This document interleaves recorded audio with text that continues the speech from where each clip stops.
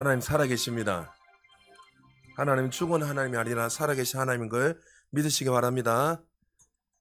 여러분의 기도 가운데 은혜 가운데 단기 선교를 잘 다녀왔습니다. 기도한 대로 하나님 계획하신 그 일들을 보게 되었고, 또 선교사님 가정이 참 많은 위로를 얻고 힘을 얻고, 또 우리도 고생을, 제가 볼 때 이때까지 단기 선교 중에서는 제일 편한 것 같은데 고생을 참 많이 한 것 같습니다. 그 이유 중에 하나가 뭐냐면, 땅이 전 세계에서 9번째 큰 땅이니까 한 번 가면 기본이 4시간이 가는 거예요, 차를 타고. 그러니까 우리가 볼 때는 한 군데 가는데 4시간인 거예요. 그럼 왔다 갔다 하면 10시간인 거예요. 9시간, 10시간. 그래서 우리 설선 전사 많이 고생했습니다. 예, 그래도 은혜 가운데 우리가 참 여러분들 기도 많이 해주시고, 또 하나님께서 간질한 자도 치유하시고 정신병자도 치유하시고, 또 그 가정을 위로하시고 힘을 얻게 하신 걸 보고, 다음에는 우리 모든 우리 교회 성도님들이 단기 수련을 같이 가서 또 은혜를 나누고 또 물질을 흘려보내는 그런 시간이 되었으면 좋겠습니다. 나머지는 뭐 원래는 나와서 좀 이 선교를 보고하고 좀 하려고 했는데, 우리 이동희 주사님도 자기가 너무 많이 해서 부담스럽다고. 근데 하나님이 모든 것을 계획하시고 하기 전부터 모든 것을 준비하시고 물질뿐만이 아니라 모든 그런 거를 인도하신다는 것을 다시 한번 경험하게 되었고, 또 선교사님 가정이 참 많은 힘을 얻고, 또 36년 동안에 또 캄보디아에서 단기 선교를 하신 그 선교사님 만났는데, 카자흐스탄의 대부입니다. 그 선교사님이 참 많은 어려움도 있었지만 그래도 이런저런 이야기를 듣고 또 우리하고 이야기를 하면서 많은 은혜를 받을 뿐만 아니라, 그분도 또 그 현지 사람들을, 현지인 외에는 한국 사람을 만날 수 없으니까 또 우리를 통해서 많은 위로를 얻고 힘을 얻는 걸 보면서 하나님의 걸음이 인도하셨다는 것을 깨닫게 되었습니다. 여러분 기도해 주시고 또 물질로 섬겨 주셔서 감사드립니다. 오늘 본문을 가지고 진리 안에서 행하며 살아가는 자라는 제목을 가지고 말씀을 전거하려고 합니다. 오늘은 특별히 하나님을 기쁘시게 하며 살았던 한 사람을 여러분에게 또 이렇게 나누기를 원합니다. 저는 인물을 설교를 별로 좋아하지 않기 때문에, 그러나 중요한 것은 그 인물을 드러내는 것이 아니라 그 인물이 하나님 앞에 어떻게 쓰임을 받고 귀하게 쓰임 받았는지 그 사람을 통해서 우리가 하나님의 행하심을 보기를 원합니다.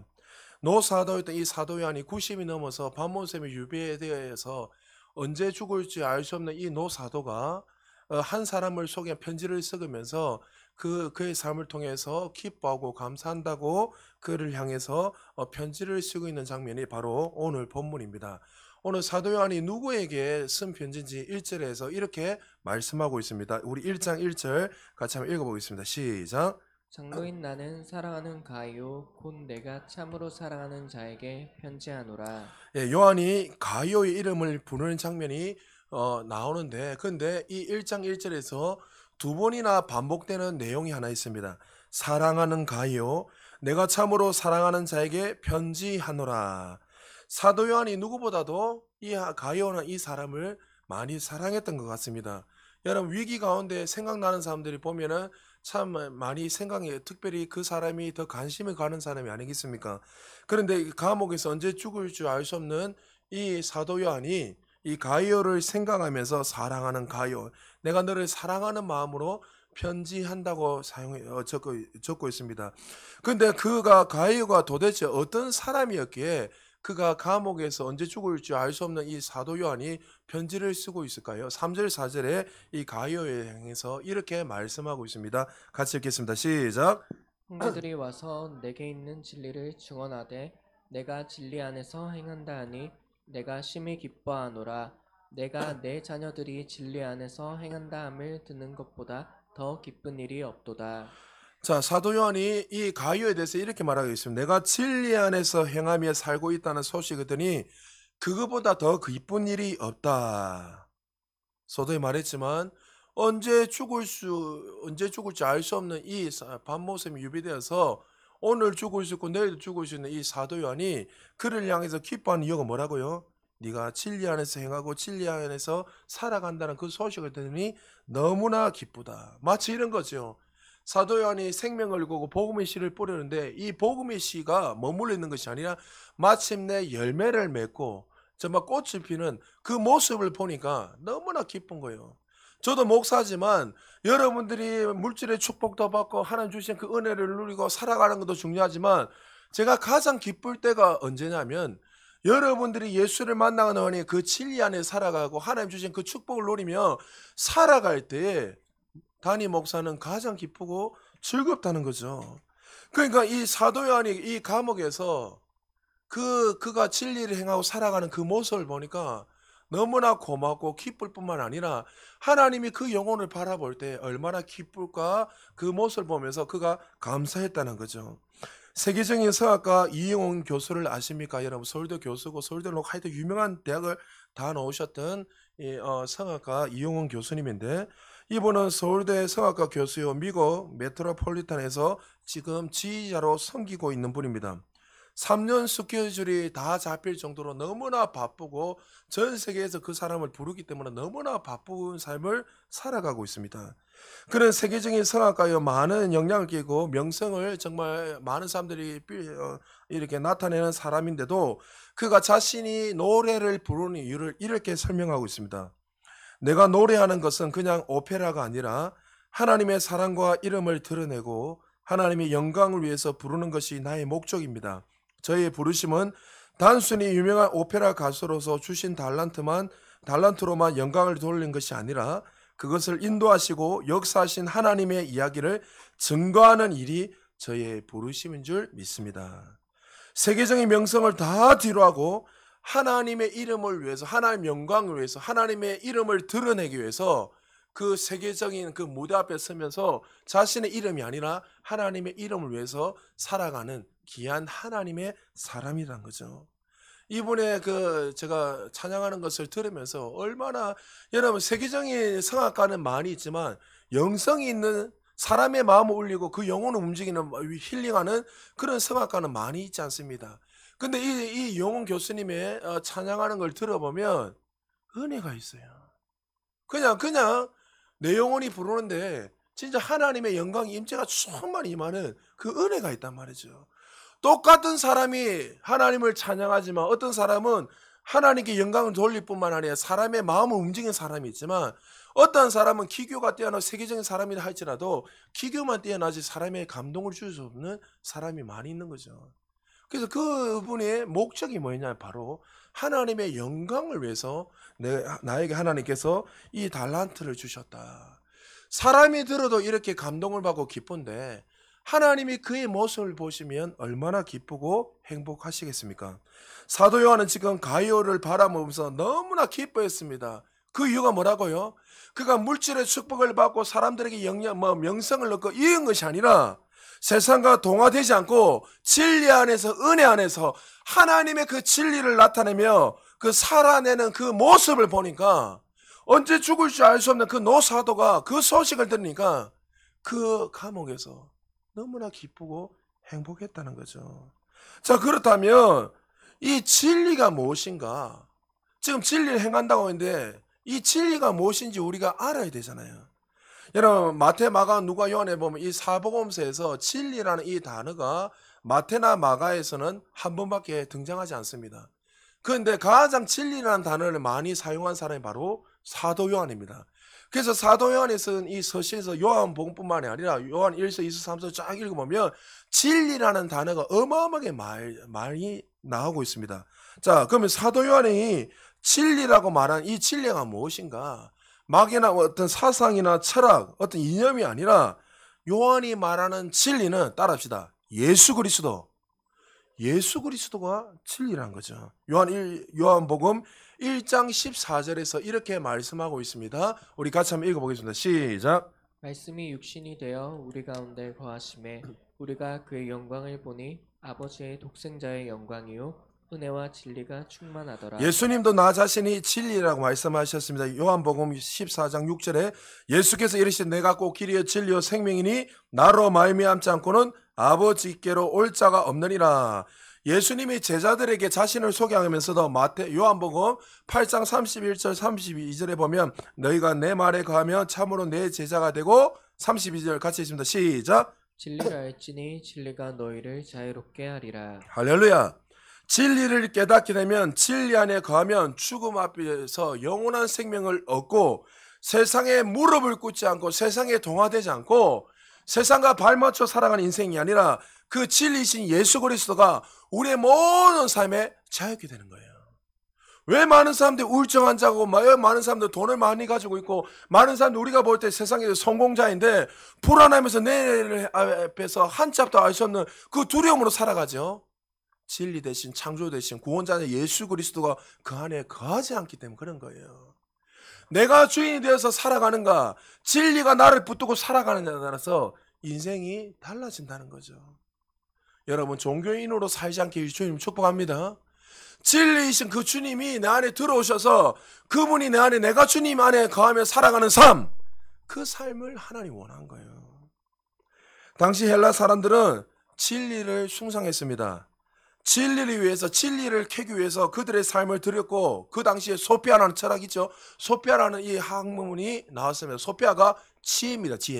지혜를 숭배하고 이 지혜가 무엇인가, 이 진리가 무엇인가 그들은 날마다 연구하면서 그 당시에 철학이 가장 발달한 시대입니다. 그래서 그들은 앉으면 사변적인 것들 사상을 가지고 물은 물인데 이거는 뭐 그 당시 아니지만 예를 들어서 물은 물이야. 그래서 아르케, 이 땅에 태어난 것이 이 근본이 무엇인가, 아르케가 근본이잖아요. 이 아르케가 무엇인가 해서 그들은 물이다, 불이다.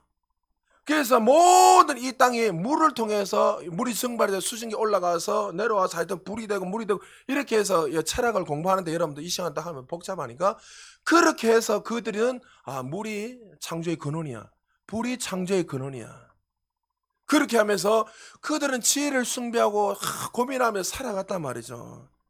그러나 예수가 없는 생명이 없는 사변적인 지식을 두고 사도 바울이 이렇게 말했습니다. 디모데후서 4장 3절 4절에 때가 이르리니 사람이 바른 교훈을 받지 아니하며 기가 가려워서 자기의 사욕을 따를 스승을 많이 두고 또 그 길을 진리에서 돌이켜 허탄한 이야기를 따르니라.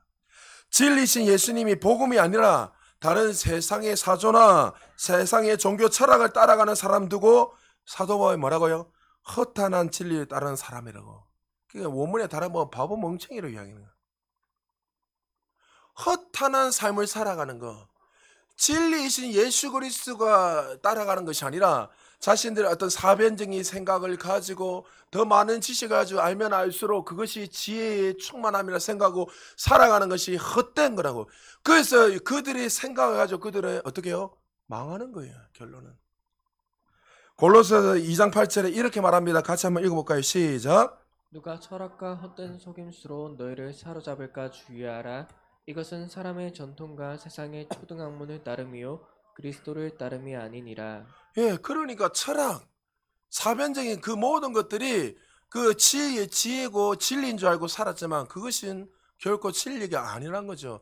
그래서 사도 바울도 철학을 공부하고 그 당시에 뛰어난 학자였기 때문에 철학자리에 모여서 앉으라고 그 철학을 주고받고 했잖아요. 그러니까 바울이 막 예수를 증거하니까 그들은 뭐요? 진리를 받아들이는 것이 아니라 새로운 학문이 또 있구나, 새로운 어떤 지식이 지혜가 있구나 하면서 그들이 그냥 한 가지의 지혜인 줄 알고 받아들이고 그냥 그런 하고 끝내버린 거예요. 바울은 진리를 전하는데 그들은 그 진리이신 예수 그리스도를 만나는 것이 아니라 하나의 철학으로 사변적인 사상이요 생각으로 그들이 받아들이고 살아가는 거예요. 그래서 바울이 그걸 보고 그것은 진리를 따르는 것이 아니라고 그들에게 말씀하고 있습니다. 사실 오늘날에도 그리스도인들 가운데 이렇게 살아가는 사람들 많아요. 예수 그리스도를 만나고 살아가는 진리가 내 안에 거하고 또 그 진리를 살아가는 것이 아니라 하나님을 아는 이 지식이 진리인 줄 알고 그래서 날마다 성경 공부하는 거예요. 헬라어, 히브리어, 아람어, 철학 좋습니다. 공부 열심히 하죠. 저도 열심히 해야 되니까. 그런데 그것을 가지고 그들은 진리를 누리고 살아간다고 생각하는 거예요. 여러분 그것은 진리를 행하며 살아가는 것이 아니에요. 그러니까 예수님 시대에도 그랬고 지금까지도 수많은 사람들이 그렇게 종교 생활을 하고 있다는 거죠. 진리는 사변적인 것이 아니라 우리 속에 들어오셔서 우리의 주인 되시는 예수 그리스도, 영원한 로고스가 되시는 그 주님이 진리 자체라고 오늘 말씀하고 있습니다. 성경을 많이 하는 것도 중요하고 필요합니다. 열심히 공부하시기 바랍니다. 성경부. 그러나 성경을 통해서 누굴 만나야 돼요? 진리신 예수 그리스도를 만나야 되는 거예요. 할렐루야. 그 주님을 만나는 것이 진리를 행하고 살아가는 것이지, 아는 것은 진리를 행하고 살아가는 것이 아니라는 거죠. 스카 우델리가 심리학자인데 오늘의 심리학하는 책에서 이런 내용을 기록한 것이 있습니다. 스페인 왕가의 왕위를 이어야 할 왕자가 종신형을 받고 마드리드 감옥으로 들어가야 됐습니다. 이곳을 사람들이 뭐라고 하냐면 해골의 감옥이라고 이야기합니다. 한번 들어가면 절대로 살아서 못 나오고 그곳에서 평생 죽어야 되는 거예요. 그런데 그곳에서 왕자가 33년 동안 왕위 계승을 해야 되는데 계승하지 못하고 그가 감옥에서 33년 동안 갇혀 살다가 그가 죽었습니다. 그런데 그에게 살아있을 때 그 왕자에게 책 한 권을 주는데 그 책 한 권이 뭐냐면 성경책이었습니다. 그러니까 33년 동안 이 왕자가 이제 밖으로 나올 수 없으니까 성경책 하나 줄 수 있으면 뭐 했겠습니까? 거기에 앉아서 평생 동안 수백 번, 수천 번을 성경을 다다달 읽고 암기해버린 거예요. 창세기부터 계시록까지 암기한 거예요. 33년 동안 감옥에 갇혀 있으니까 그거 할 게 없잖아요. 그래서 나중에 보니까 그 왕자가 죽고 나서 감옥에 들어가서 시신을 이렇게 가져가려고 보니까 그 벽에 성경 구절이 도배로 다 돼 있는 거 연구했던 게, 그래서 그가 그 당시에 벽에 뭐라고 적혔냐면 중간 구절에, 성경의 중간 구절은 시편 118편 8절이다.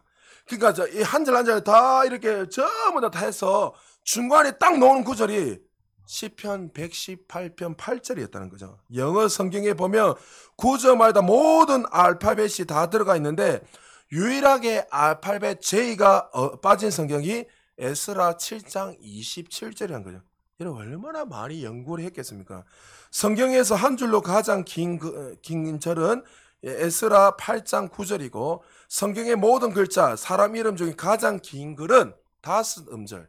그러니까 6음절이었고 다 5음절밖에 없다는 거죠. 그가 33년 동안 성경을 읽으면서 소위 성경학자가 되었고 성경이 무엇이 있는지 모든 걸 다 알았습니다. 그러나 문제는 그는 성경을 많이 알고 누구보다도 성경이 어디에 무엇이 있는 걸 다 알았지만 진리이신 예수 그리스도는 만나지 못하고 죽었다는 거죠. 성경을 많이 아는 건 너무나 중요합니다, 여러분. 그러나 그 성경에서 말하는 진리이신 창조주 하나님을 만나지 못하면 아무 소용이 없다는 거죠. 그럼 진리 안에서 진리가 무엇입니까? 성경에서는 아까 말했지만 말씀하고 있는 이 진리이신 예수님을 인격적으로 만나는 것을 우리에게 진리라고 말씀하고 있습니다. 반모섬에서 지금 유배되어서 언제 죽을지 알 수 없는 이 지금 사도 요한이 이 가위로 뽑아서 기뻐하는 이유가 뭐라고요? 진리이신 그 예수 그리스도를 만나고 예수 그리스도를 만날 뿐만 아니라 그 진리의 삶을 누리며 그 진리 안에서 행하며 살아가는 그 모습을 보니까 그가 너무나 기쁘고 감사했다는 거죠. 그러면 진리 안에서 행한다는 말은 무엇입니까? 성경에서 진리에서 행한다는 것은 두 가지 의미를 가지고 있습니다. 우리는 진리 안에서 행한다라고 성경에서 번역하고 있지만 영어 성경에는 walk in the truth 되어 있는데 진리 안에서 걸어가다. 원문 헬라 원문에도 진리 안에서 걸어가고 있는 것이라고 되어 있습니다. 무슨 말입니까? 진리라는 것은 한번 경험하고 깨닫고 끝나는 것이 아니에요. 어떻게 해요? 살아가는 일상의 삶이라는 거죠.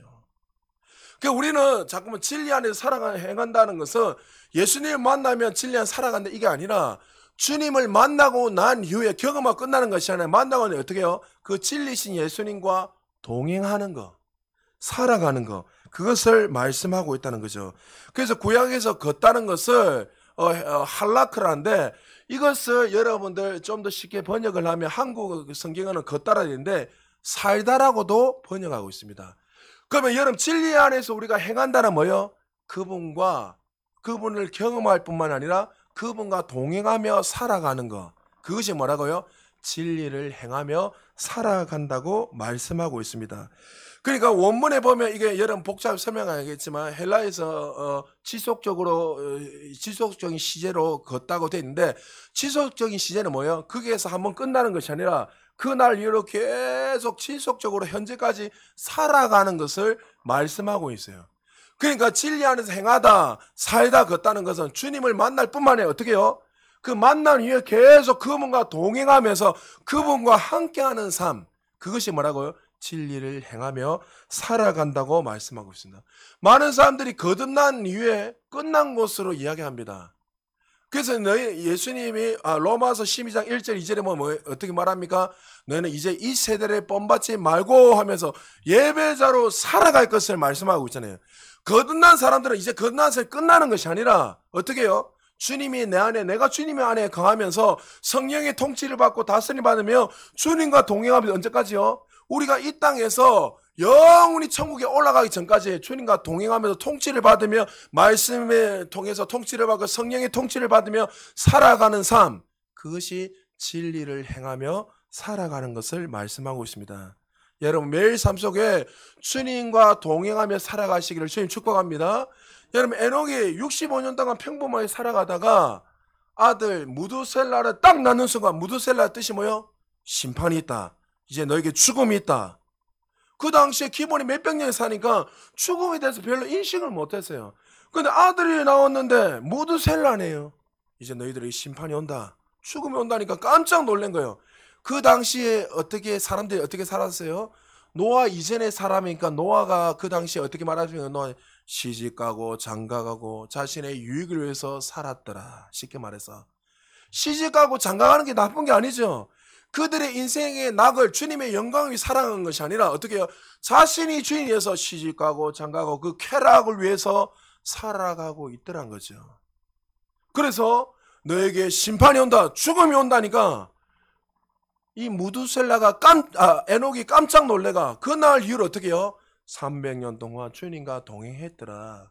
동행했다는 뭐요? 우리 한글로는 동행했지만 주님과 살았다는 거죠. 이전에는 내가 주인에서 에녹이 살아갔는데 그것을 통해 깨닫는 순간 어떻게 해요? 주님의 다스림과 통치를 받으며 그 진리 안에 거하며 살아갔더라.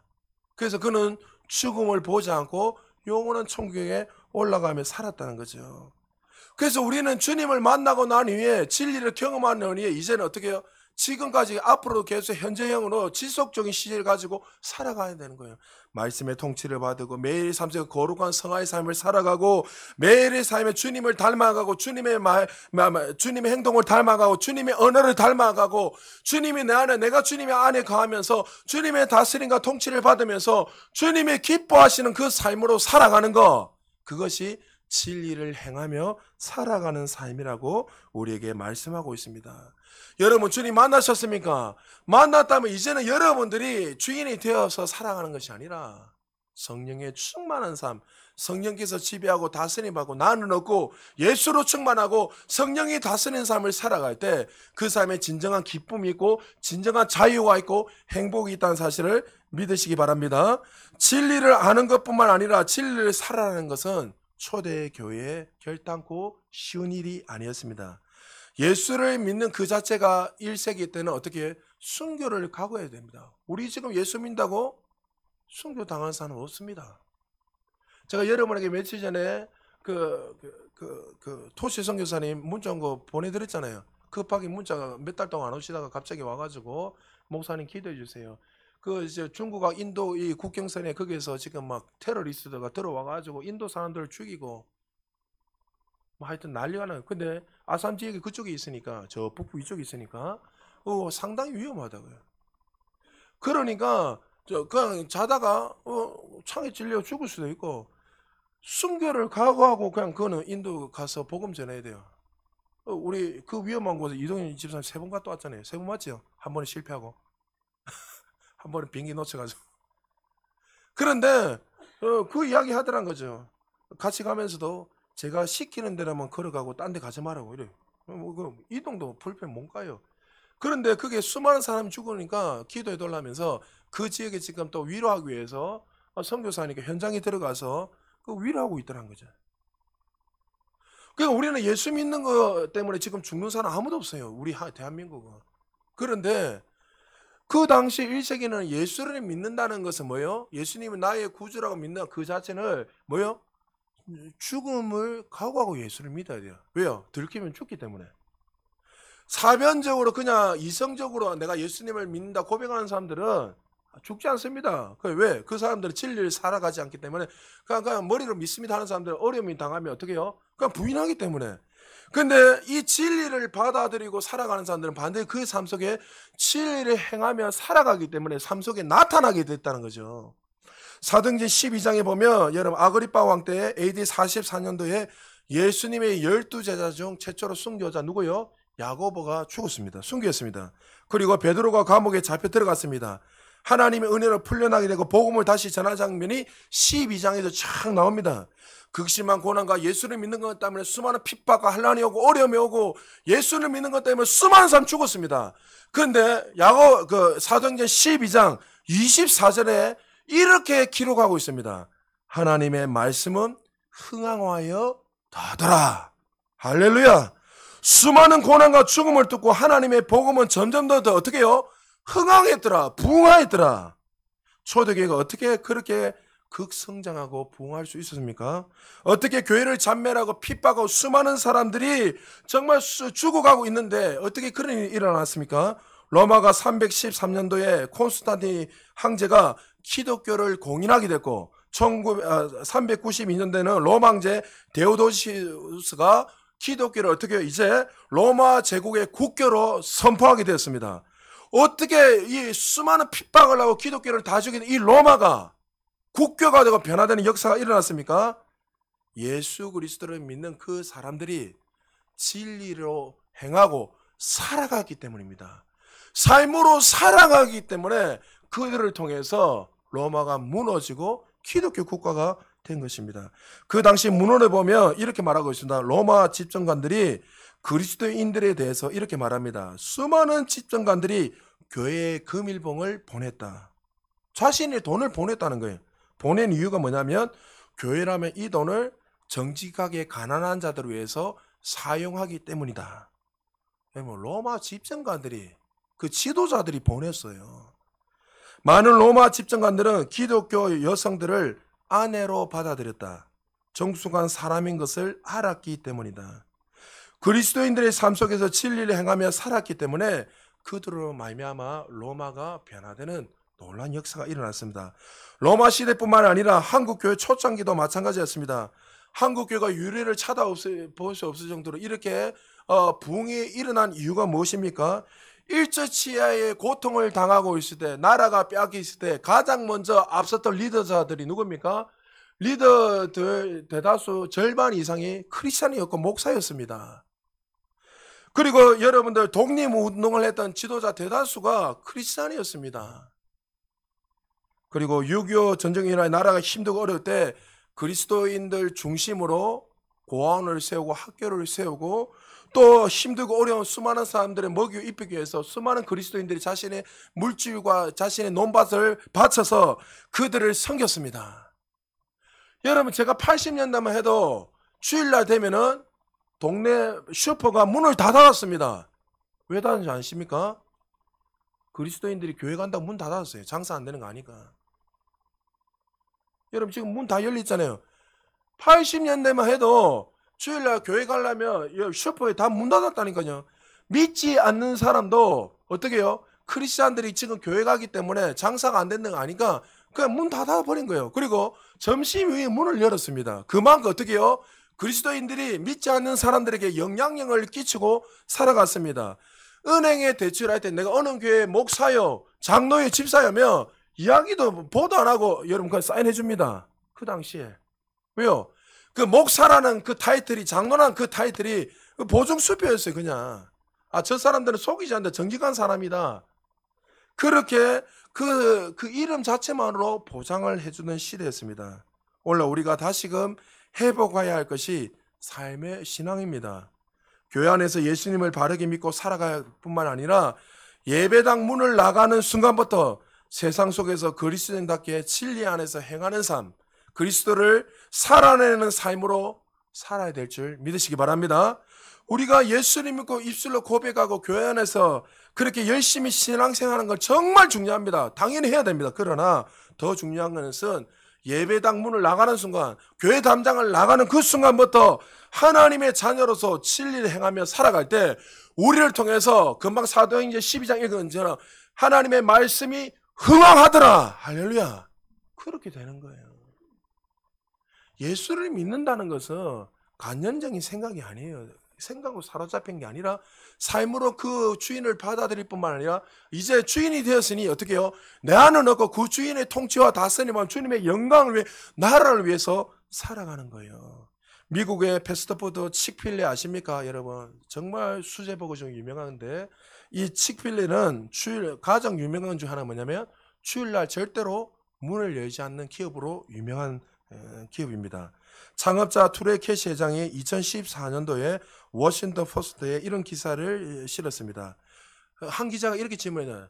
당신들은 왜 이 기업은 왜 주일날에 일요일날에 문을 열지 않는가? 근데 투레 캐시 회장이 밑에 소제목 이렇게 적어놨습니다. 우리가 일요일에 문을 닫는 이유는 주님을 향한 침묵의 모원의 증언이다. 문을 닫으면 말미암아 이것을 통해서 믿지 않는 사람에게 하나님이 어떠한 분인지 창조하는 것을 보여주기 위한 모원의 침묵이란 거죠. 우리가 전능하신 하나님을 믿는다는 거, 그분이 누구시란 거, 그리고 그분 앞에 우리는 어떠한 존재라는 것을 주일날에 문을 닫음을 통해서 믿지 않는 자들에게 보여주고 있다는 거죠. 많은 사람들이 이렇게 한 기자 제가합니다. 일요일날에 문을 닫으면 기업의 매출이 뚝 떨어질 건데 그래도 괜찮습니까? 그래서 일요일날에 주일날에 문을 닫는 거 그 손실액을 계산해 보니까 1조 3천억이 나오는 거예요. 주일날 한 번 문 닫는데 1조 3천억이 손해를 봐요. 여러분 그러면 이 경영하는 사람들 입장이 어떻습니까? 1조 3천억인데. 그런데 미국의 패스트푸드를 조사해 보니까 1위가 여러분 잘 아는 맥도날드고 2위가 스타벅스고 3위가 칙필레입니다. 3위가. 주일날 문 닫는 데 불구하고 3위가 칙필레입니다. 그리고 더 놀라운 사실은 고객 만족도가 8년간 지금까지도 1위를 차지하고 있습니다. 하나님을 향한 무언의 증언, 하나님을 경외하기 때문에 주일날 문을 닫음으로 많은 사람들이 주일날 문 닫는 가맹점을 보면서 많은 사람들은 이렇게 생각한다는 거죠. 아, 하나님이 살아계시는구나. 그들의 모습을 통해서 하나님의 살아계심을 보게 되고 깨닫게 된다는 거죠. 치열한 비즈니스의 그 현장 속에서 자신의 어떤 논리와 철학을 가지고 살아가는 것이 아니라 하나님이 살아계시다는 걸 그들은 깨닫고 하나님을 경외하고 예배자로 살아가면 말미암아 그가 주일에 문을 닫았지만 하나님이 어떻게 해요? 그를 오히려 축복하시고 은혜를 다하여 주셔서 그 기업이 더 많은 은혜를 누릴 뿐만 아니라 많은 사람들에게 살아계신 하나님을 보여주는 기업으로 우뚝 서게 되었다는 거죠. 내가 예수를 믿음으로 수많은 핍박과 고난 가운데서도 진리 안에서 행하고 있다는 소식을 이 노사도가 지금 듣고 있으니 얼마나 기쁘겠습니까? 여러분들도 이 시간에 정말 주님 앞에서 이 진리를 행하고 살아가면서 세상과 동화되지 않고 정말 세상이 지배받지 않고 세상 안에서 들어가 진리를 행하고 살아갈 때에 정말 목회자도 여러분의 모습을 보면 너무나 기쁜데 하나님 볼 때 얼마나 기쁘겠습니까? 여러분 죄송하지만 여러분 헌금한다고 제가 기뻐할 것 같습니까? 그 사건이죠. 그 목사는. 여러분 복을 누려서 헌금 많이 하는 거 참 기쁘죠. 왜요? 주님의 그 복음을 위해서 여러분 헌금한 물질로 후원하는 거 정말 기쁜 일입니다. 그러나 아무리 물질을 많이 때려먹고 여러분 많이 헌신해도 여러분의 삶에 정말 그 진리와 상관없이 살아간다면 목회자는 가장 고통스럽습니다. 반대로 여러분이 그 진리를 위해서 살아가고 내 자신은 죽고 예수로 살아갈 때 목회자도 기뻐하는데 하나님이 얼마나 행복해 하시고 기뻐하시겠습니까? 여러분 한번 물어보시기 바랍니다. 우리는 어디서 참된 기쁨을 누리며 살아가고 있는지 여러분 자신 한번 물어보시기 바랍니다. 정말 하나님의 말씀대로 하나님 뜻 안에서 진리 안에서 살아가는 것이 나의 기쁨이 맞습니까? 우리가 이 기쁨을 모른다면 결단코 살아갈 수 없습니다. 그리스도 안에서 살아가는 자체가 얼마나 감격스러운 일인지 모르면 자녀에게도 이 진리를 흘러보낼 수 없습니다. 그리스도 안에서 살아가는 자체가 얼마나 기쁘고 감격스러운지 모른다면 다른 사람에게도 이 복음을 전하는 것이 불가능하다는 거예요. 그러니까 전도는 다른 게 아닙니다. 내가 이 복음을 경험하지 못하면 전도 안 합니다, 여러분. 이 살아계신 하나님을 경험하게 되면 내 이 구원의 감격, 이 기쁨을 깨닫게 되면 모든 사람들에게 와보세요, 와보세요. 그렇게 자연스럽게 나오는 것이죠. 요한이 가이오를 보면서 기뻐했던 또 다른 한 가지 이유는 지금 상황이 어떻습니까? 지금 사도 요한이 밤모섬에 갇혀 있는데 제자들이 와서 지금 사도 요한에게 가이오의 소식을 전합니다. 어떤 소식요? 선생님, 지금 당신이 복음의 씨를 뿌렸던 이 가이오가 정말 세상과 동화되지 않고 정말 그리스도의 이 진리를 위해서 살아가고 많은 사람들에게 그리스도의 향기를 나타내며 살아가고 있습니다. 이 소문을 듣게 된 거예요. 그러니까 이 사도 요한이 이 선한 영향을 끼치는 그 모습을 보니까 너무나 기뻐했다는 거죠. 가이오는 진리 행하는 삶을 살아갈 뿐만 아니라 다른 사람에게 아름다운 소문을 증거하는 하나님의 사람이었습니다. 이런 이야기를 듣고 있으면 사람들이 우리를 바라볼 때 여러분들을 어떻게 소개하기를 원하십니까? 하나님이 여러분의 삶을 바라보시면서 어떻게 우리를 평가하고 있을까요? 수많은 사람들이 우리를 바라보면서 저 집사, 저 장로, 저 권사, 저 성도는 어떻게 말하고 있는 것을 원하십니까? 저 집사님 보니까 정말 진리를 행할 뿐만이 아니라 교회를 사랑하고 하나님을 누구보다 사랑하고 정말 그리스도 안에서 정말 이 복음을 증거하면서 살아가는 인생이었습니다. 여러분, 이런 이야기를 들어야 되지 않겠습니까? 할렐루야. 그 어떤 집사 이야기 딱 하나 꺼내는 순간에 아유, 저 집사는 안 돼. 보니까 욕심도 많고 자기 중심으로 살아가고 교회 있으나 마나 아무 필요 없어. 여러분, 이런 소문이 난다면 여러분 얼마나 하나님이 아파하시겠습니까? 그러니까 우리 단기선교 갔을 때도 그 교회 성도님들 정말 지금도 눈에 아른거리는데 그 할머니들이 92세 된 할머니들, 80 후반 된 할머니들이 그 교회를 섬기고 청소하시고 교회를 막 섬기면서 자신의 물질을 드리면서 물질 우리나라 돈을 보면 한 달에 뭐 4, 50만도 안 되는 그거 가지고 물질을 섬기고 교회를 사랑하는 마음으로 그는 섬기고 그런 이야기를 들으니까 마음이 너무나 기쁜 거예요. 6년 동안 목사님이 없었는데 6년 동안 교회를 지키면서 늘 기도했다는 거예요. 하나님 목사님 보내주세요. 제발 목사님 한번 보내달라고. 그런데 응답을 받아서 김용훈 선교사에 가서 그렇게 복음을 전하면서 참 그 교회를 섬기는 모습을 보면서 교회 여러분 무너질 것 같습니다. 저 의자 많은데 막 의자 내려앉으려고. 그런데도 그 교회를 사랑하는 마음으로 섬겨서 우리 왔다고 자기들 10일만 전부 다 음식을 다 해가지고 주는 거예요. 입맛에 맞지 않으면 맛있게 먹었습니다. 그러니까 그런 아름다운 소문들이 우리가 많은 자들에게 들려줘야 돼요. 신앙생활은 주님과 1대1이지만 우리는 어떻게 해요? 믿지 않는 사람에게 선한 영향력을 끼쳐야 돼요. 그리스도인들은. 할렐루야. 그래서 여러분들이 요직에 다 들어가서 마치 다니엘과 요셉같이 어떻게 해요? 그 어려울 때 하나님이 이들을 구원하기 위해서 나를 이렇게 세우셨다면서 하나님의 영광을 드러내야 됩니다, 여러분. 그래서 열심히 여러분 공부하고 우리 아이들은 주어진 거 열심히 하고 또 여러분의 우리 사랑하는 성도님들은 그 주어진 자리에서 최선을 다해서 믿지 않는 사람들에게 선한 영향을 끼쳐야 돼요. 힘드니까 앉아가 힘들다 죽겠다 하는 게 아니라 힘들어도 내가 그들에게 선한 영향을 끼치기 위해서 참고 남들보다 더 열심히 해가지고 그리스도를 드러내야 돼요. 그럴 때 믿지 않는 사람 그들을 보면서 어떻게 해요? 살아계신 하나님 보는 거예요. 날만 앉아가 똑같이 불평하고 원망하고 술자리에 앉아 술 마시고 하는데 예수 믿는 사람 누가 믿습니까? 안 믿죠. 니나 믿으라 이렇게 이야기합니다. 여러분 하나님 살아계십니다. 하나님을 높일 때에 하나님을 존중할 때 하나님 우리를 높이시는 거예요. 하나님 살아계십니다. 우리 예수님도 이 진리를 행하며 그렇게 사셨습니다. 주님은 우리를 사랑하셔서 하늘의 모든 영광을 버리고 이 땅에 오셨습니다. 우리는 겸손을 말할 때 주님은 친히 무릎을 꿇고 제자의 발을 씻기면서 겸손의 삶을 또 진리의 모습을 나타내셨습니다. 우리는 사랑이라는 것을 말할 때에 우리 예수님은 친히 십자가에 죽으시면서 그 사랑을 우리에게 확증하고 보여주셨습니다. 우리는 용서를 말할 때 예수님 원수된 우리를 대신해서 자신의 생명을 드리면서 우리의 모든 죄악을 용서해 주셨습니다. 주님의 삶은 진리를 가슴에 품을 뿐만 아니라 진리를 삶으로 살아내므로 우리의 본이 되고 모델이 되셨습니다. 이런 삶으로 살아가는 자들에게 하나님이 최고의 주시는 축복이 한 가지 있습니다. 오늘 2절에 요한의 그를 향해서 이렇게 축복합니다. 2절 같이 읽겠습니다. 시작.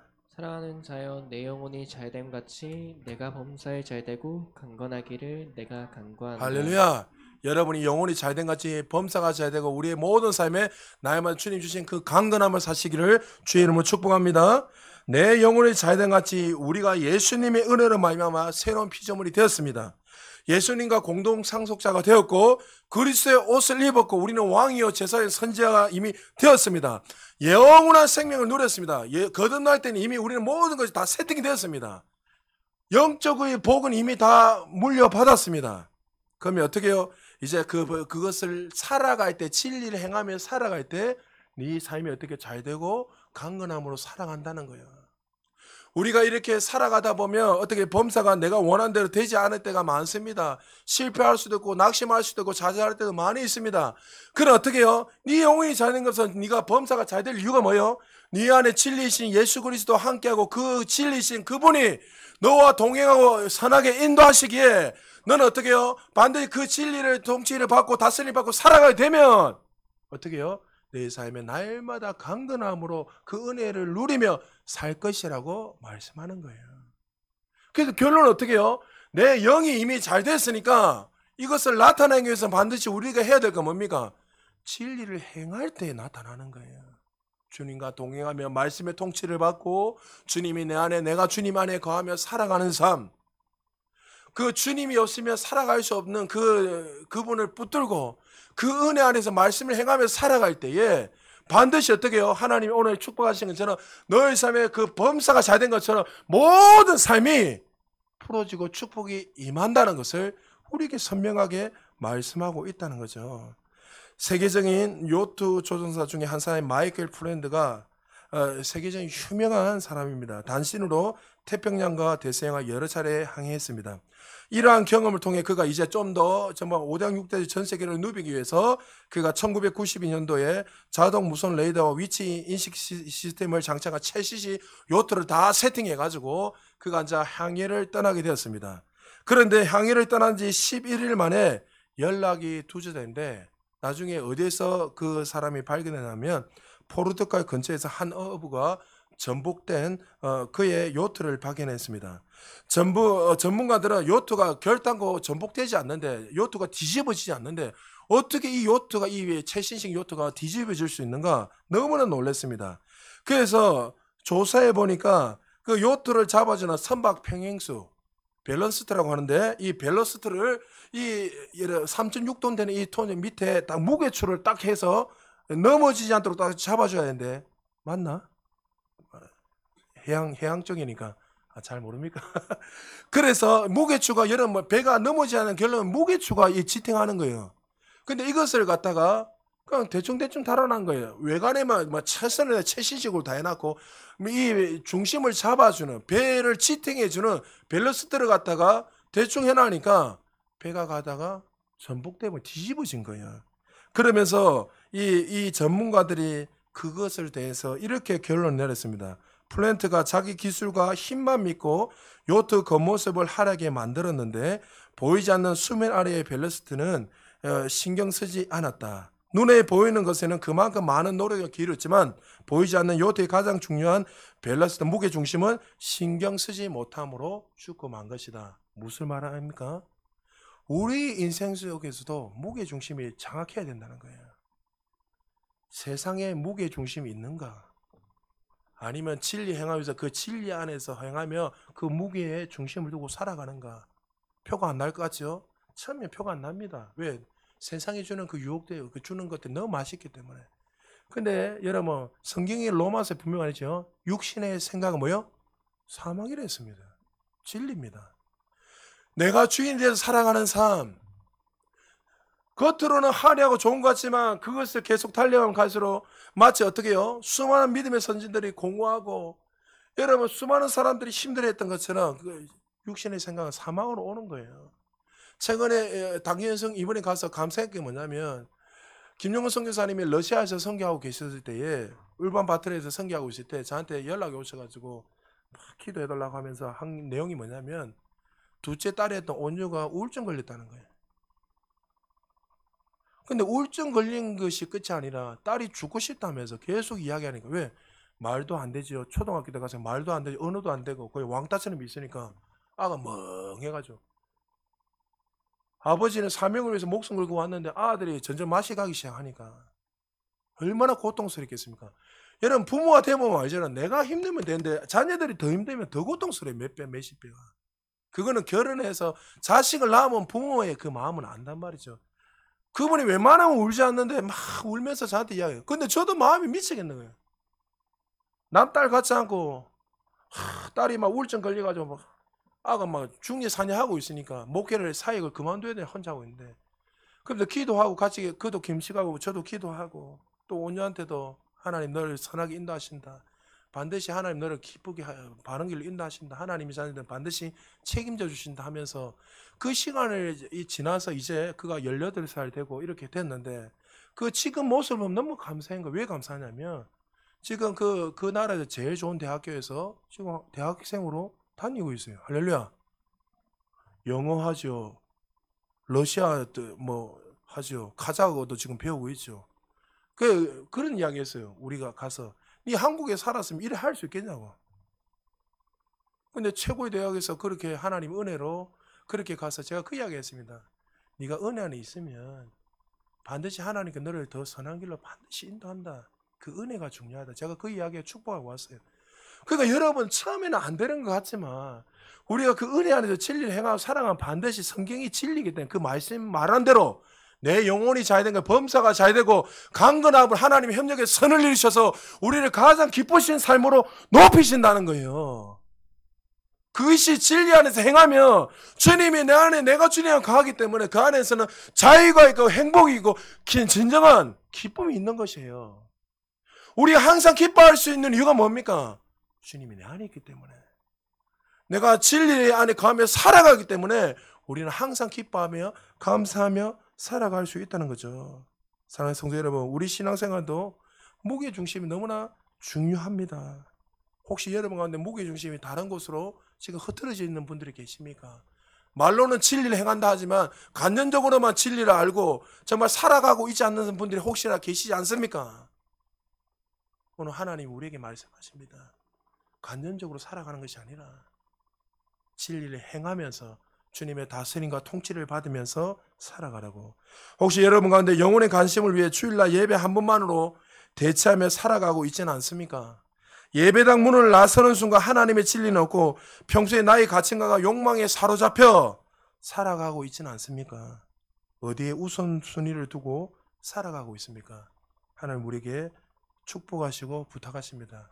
사랑하는 아들아 딸아, 내 영혼이 잘된 같이 범사가 잘되고 강건하기를 원한다. 이것이 하나님 우리에게 주신 축복이에요. 이 축복을 누리려면 어떻게 해요?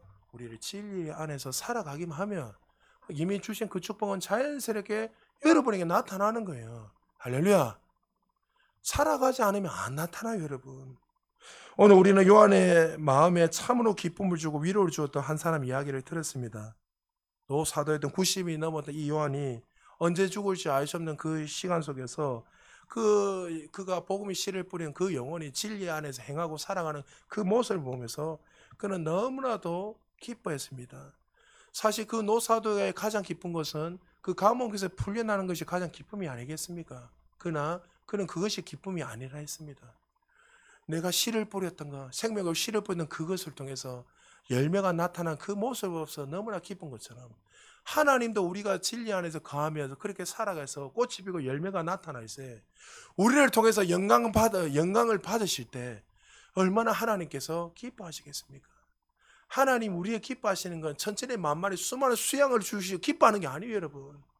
하나님의 말씀을 행하는 거, 순종하는 거, 그 진리를 행하며 살아갈 때에 하나님은 기뻐하실 뿐만 아니라 우리를 통해서 하나님이 영광을 받으십니다. 말씀 마무리합니다. 여러분 인생 마지막에 어떤 말을 남기고 싶습니까? 최근에 5월달에 팀켈러 목사님이 이렇게 변정학자요, 세계적인 기독교 변정학자였던 팀켈러 목사님이 하나님의 부르심에 너무나 일찍 나이에 돌아가셨습니다. 근데 이 목사님이 죽기 전에 이러한 고백을 했습니다. 내가 주 예수님을 만난 일을 조금 더 지체하고 싶지 않다. 이제 나를 천국으로 보내어다오. 이 땅에서 영원한 진정한 축복을 누린 사람이었고, 그는 정말 그 진리를 행하면서 수많은 젊은 기성세대에게 하나님을 증거하면서 주님 앞에 올라간 귀한 분입니다. 그분이 이렇게 살아갈 수 있었던 이유가 뭐죠? 그 진리이신 주님을 만났기 때문이었습니다. 여러분 진리이신 그 주님 만나셨습니까? 만났다면 여러분 그냥 아무 의미 없이 하루를 살아가지 말고 이제 여러분의 삶 속에 예배당 문을 나가는 그 순간부터 가족들에게 또 믿지 않는 이웃에게 주변의 수많은 사람들에게 하나님의 살아계심을 증거함으로 말미암아 하나님께는 영광이요, 또 우리의 삶 속에 하나님 주시는 그 축복이 날마다 흘러넘쳐서 우리를 통해서 부산 제자교회가 정말 영광을 받으시고 또 우리의 모습을 통해서 하나님께 영광을 돌리는 하나님의 사람들 되시기를 주님의 이름